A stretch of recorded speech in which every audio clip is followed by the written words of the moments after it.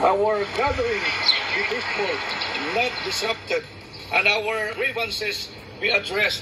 Nandito ngayon sa tapat ng United Nations headquarters ang grupo ng Hakbang na Maisog USA at Sara Duterte supporters dito sa New York upang ipaabot ang kanilang pagprotesta kaugnay sa nagaganap na tensyon sa politika sa Pilipinas. Nagpahayag ng galit, pagkadismaya at pagkabahala para sa kinabukasan ng Pilipinas. Sa isang prayer rally ang mga Pinoy at PhilAm sa United Nations headquarters dito sa New York. Habang nakasuot ng puting kamiseta, iwinagayway ang watawat ng Pilipinas at may dalang mga karatula na puno ng kanilang mga mensahe. We are here, behind us is the United Nations, because we want their intervention to our country. This is about awareness, na malaman sa buong bayan natin, sa buong Pilipinas, kahit saan sa mundo na ito, tayong Pilipino, dapat mahalin ang Pilipinas, lalo na ngayon. We are in a wrong government right now. Okay?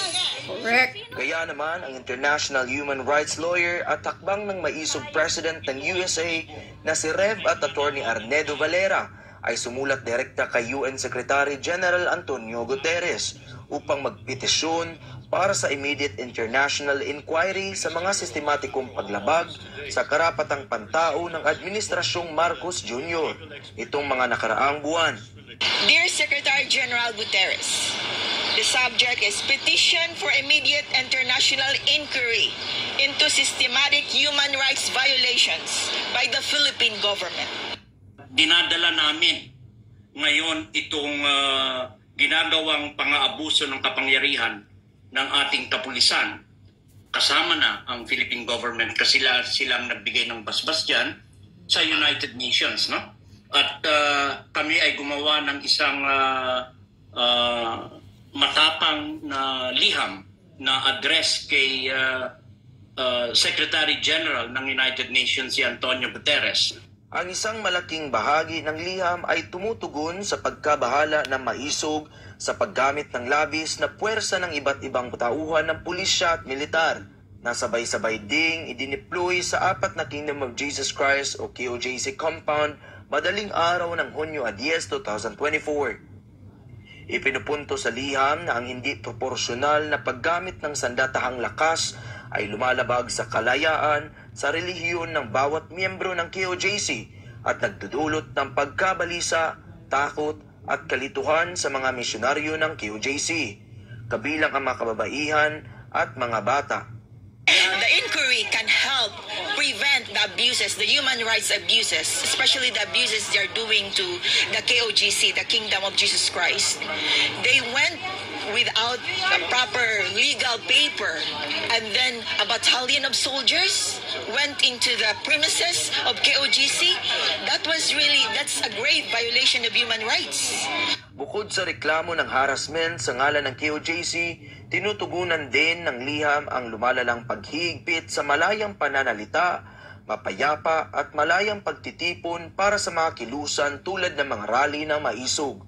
We also call for the resignation of President Marcos Jr. Yes.